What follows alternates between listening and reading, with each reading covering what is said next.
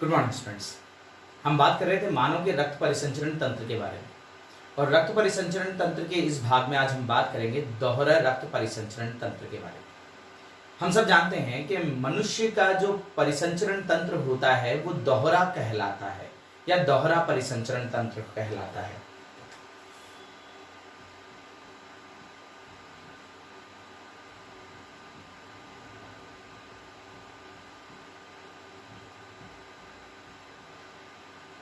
मनुष्य का रक्त परिसंचरण तंत्र दोहरा परिसंचरण तंत्र इसलिए कहलाता है कि शरीर में एक चक्र को पूरा करने के लिए या शरीर में रक्त का एक रोटेशन पूरा करने के लिए रक्त हृदय से 2 बार होकर गुजरता है। कैसे गुजरता है हम बात करते हैं। हम कहें सबसे पहले जो अशुद्ध रुधिर है वो अशुद्ध रुधिर फेफड़ों के पर जाता है, माने कि निलय में जैसे ही संकुचन होता है राइट वेंट्रिकल में, उस राइट वेंट्रिकल में संकुचन से अशुद्ध रुधिर फेफड़ों में चला जाता है और फेफड़ों में शुद्ध होकर ऑक्सीजनित होकर पुनः आता है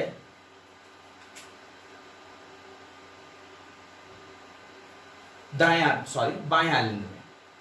बाएं आलिंद में ऑक्सीजनित रक्त आता है और जब ये ऑक्सीजनित रक्त को प्रकुंचित किया जाता है या निलय में भेजा जाता है तो निलय प्रकुंचन के बाद ये महाधमनी द्वारा ये शुद्ध रुधिर ऑक्सीजनित रुधिर महाधमनी के द्वारा संपूर्ण शरीर के विभिन्न ऊतकों और अंगों में ऑक्सीजन ले जाता है। ठीक है, शरीर के में रक्त पहुंचाने के बाद ऑक्सीजनित रुधिर को में से ऑक्सीजन देने के बाद वो वहां से कार्बन डाइऑक्साइड लेता है, माने कि वो अनाक्सीकृत हो जाता है और अनाक्सीकृत होने के पश्चात ये अनाक्सीकृत रुधिर शिराओं के माध्यम से महाशिरा के द्वारा पहुंच जाता है राइट ऑरिकल में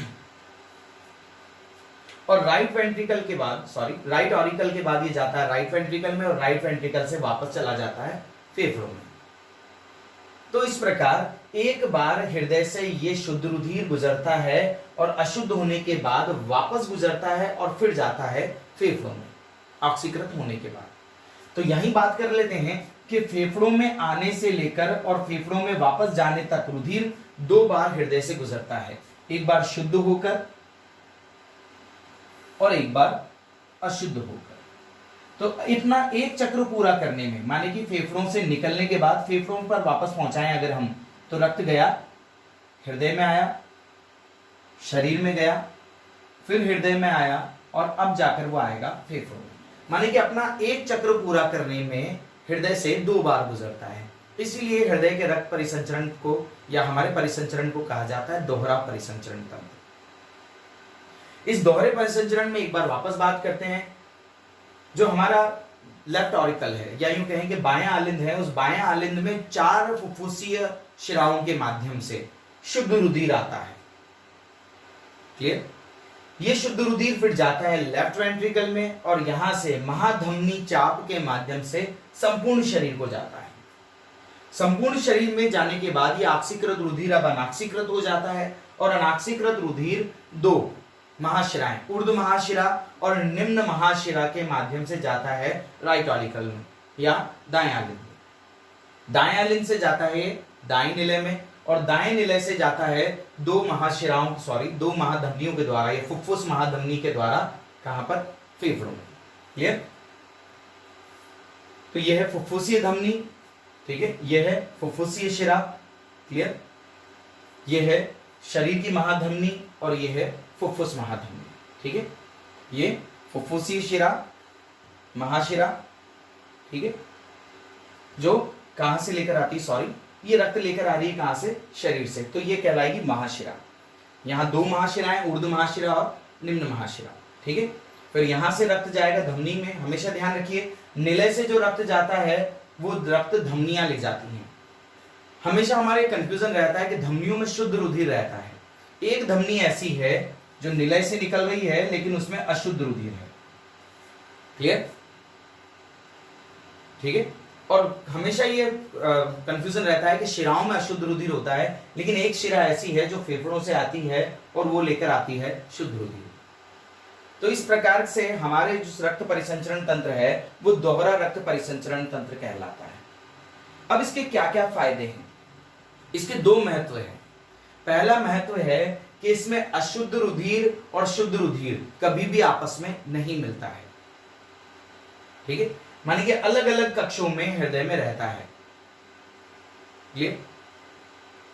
दूसरी बात कि एक बार अशुद्ध रुधिर के आने के बाद ये शुद्ध रुधिर पूरे शरीर में सप्लाई किया जाता है, वहां से अनाक्सीकृत होकर फिर वापस हृदय में आता है और हृदय से इसे भेज दिया जाता है आक्सीकृत होने के लिए। क्लियर?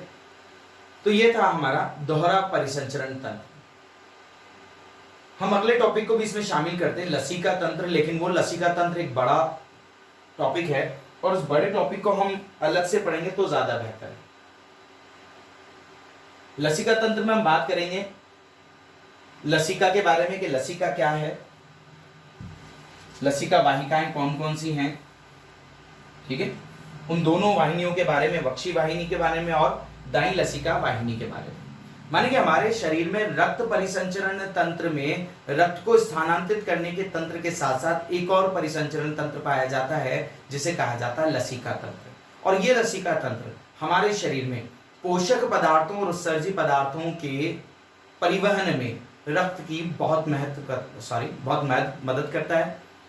कैसे मदद करता है, किस प्रकार से लसिका का निर्माण होता है, किस प्रकार से लसिका इनमें सहायता करती हैं पोषक पदार्थों को और उत्सर्जी पदार्थों के स्थानांतरण में, बात करेंगे नेक्स्ट क्लास में। Thank you.